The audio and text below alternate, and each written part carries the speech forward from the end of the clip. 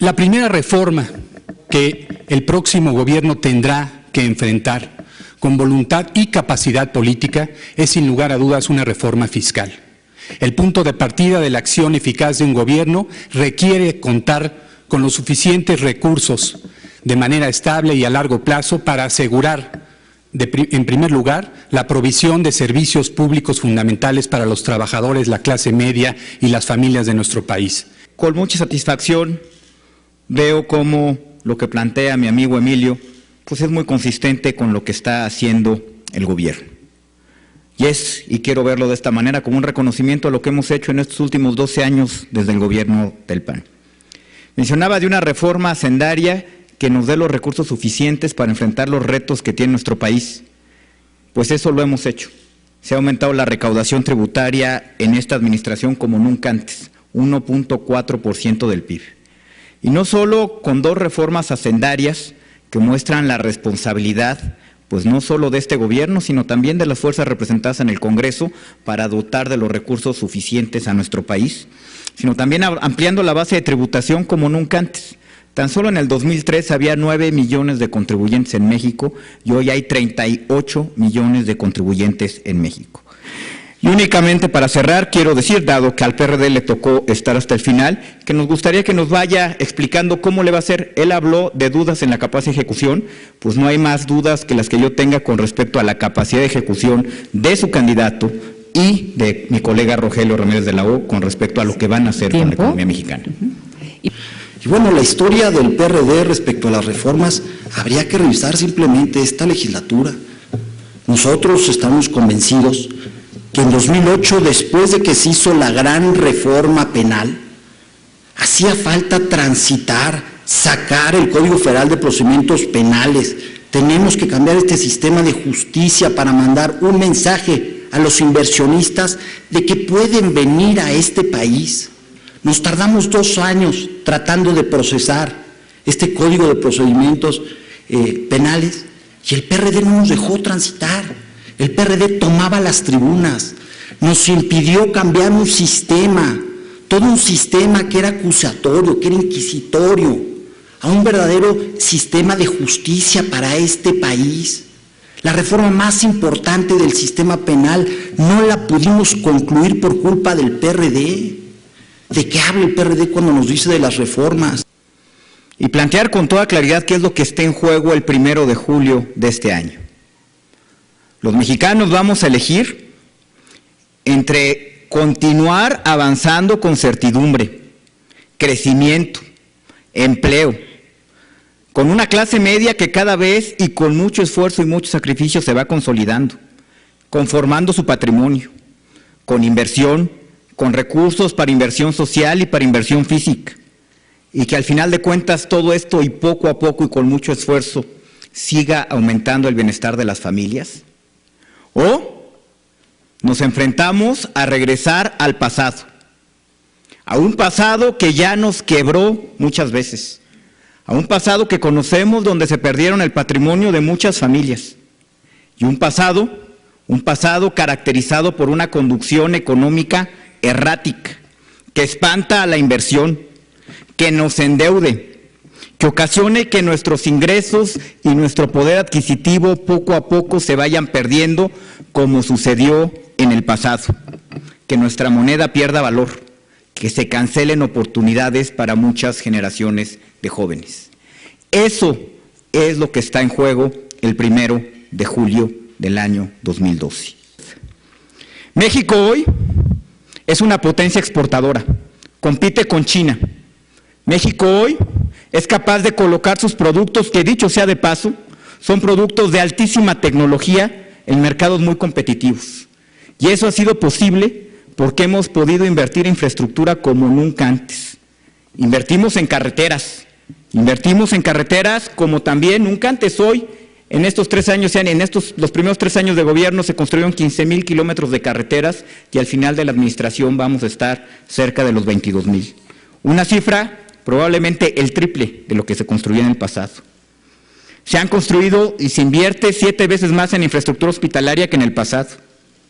Asimismo, hemos invertido en infraestructura ferroviaria, en infraestructura portuaria, varias veces más de lo que se invirtió en el pasado. Y precisamente por eso, porque hemos invertido en puertos, en ferrocarriles, en carreteras, en telecomunicaciones, es que nuestros productos se pueden colocar en el extranjero de manera competitiva, y eso debemos de seguir haciéndolo y luchando por eso. El programa de infraestructura del gobierno federal es un programa que no está construido por ocurrencia y es un programa de largo plazo. El Plan Nacional de Infraestructura que empezó el presidente Calderón y que abarca los próximos años, pues un programa basado en proyectos valuados, en proyectos que verdaderamente detonan el desarrollo regional, y no está basado en ocurrencias como hemos escuchado tiene el Partido de la Revolución Democrática.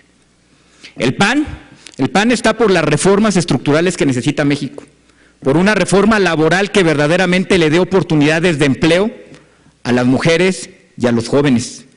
El PAN está por una verdadera reforma hacendaria que le dé facultades de recaudación a los estados y a los municipios, que son los que más lo necesitan para poder enfrentar sus necesidades de gasto y de inversión. El PAN está por una conducción económica seria y responsable. El PAN no hace cuentas alegres. Y déjenme nada más mencionar un dato. El PRD menciona que únicamente con ahorros de servicios personales y terminando el dispendio, pues va a ser capaz de conseguir 300,000 millones de pesos. Déjenme decirles que en el rubro de servicios personales de todo el gobierno son 246,000 millones de pesos.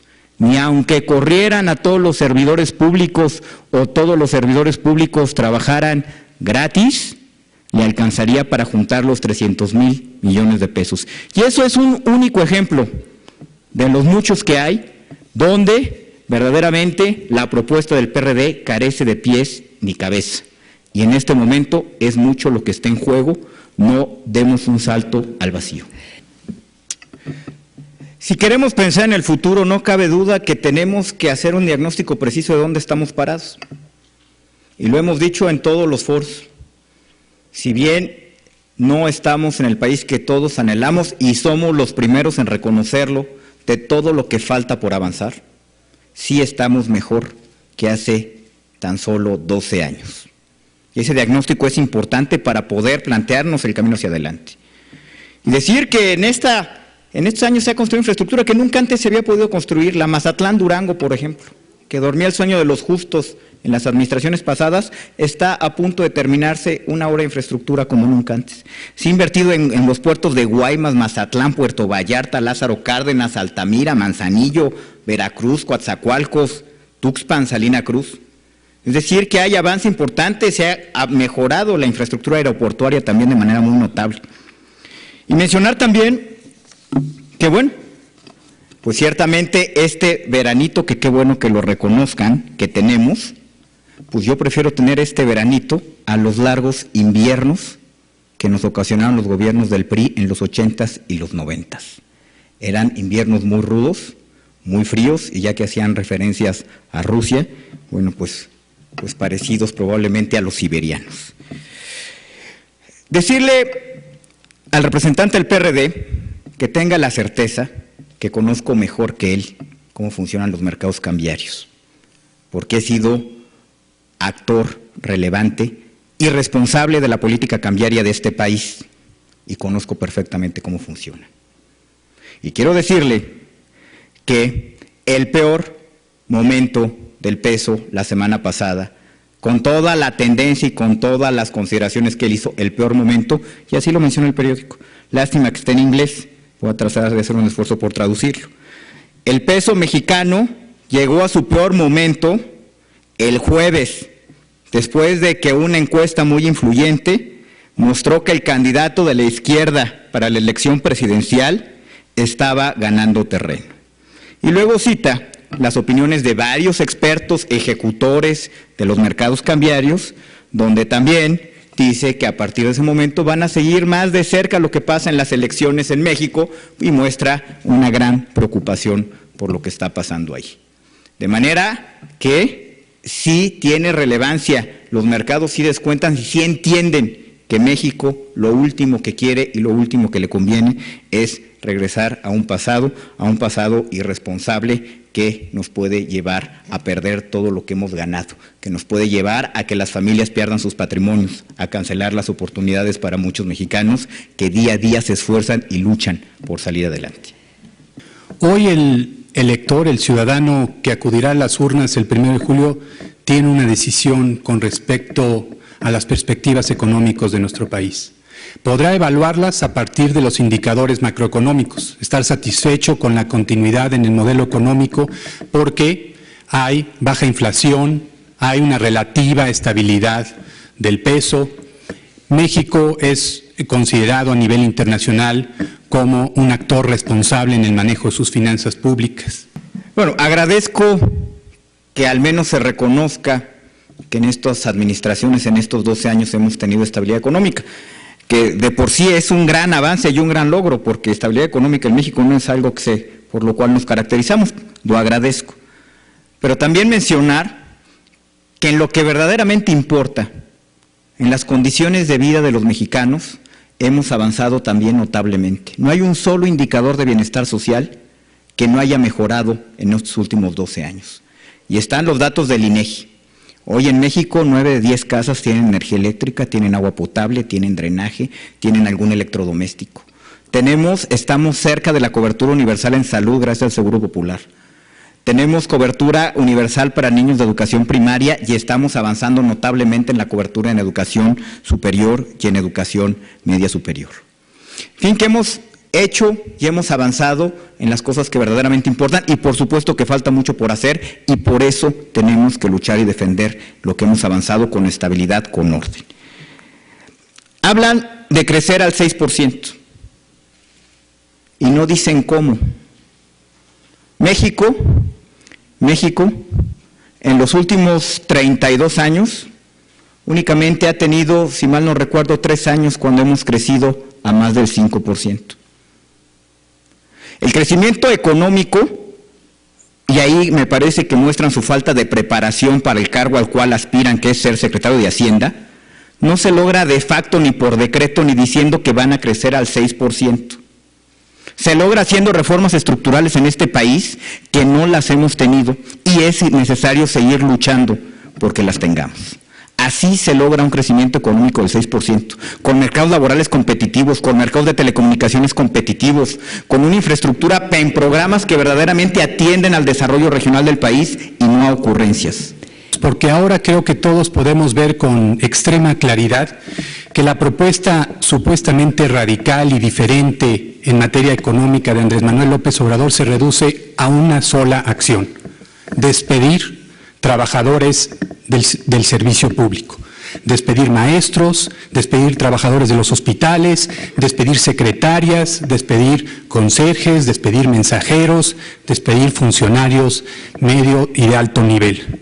Algo que no se hizo y no se hace en los gobiernos del PRD que actualmente gobiernan en varias entidades de la República, pero que sin embargo se nos dice va a ser el motor principal, no, el único motor con el cual la economía de México va a crecer.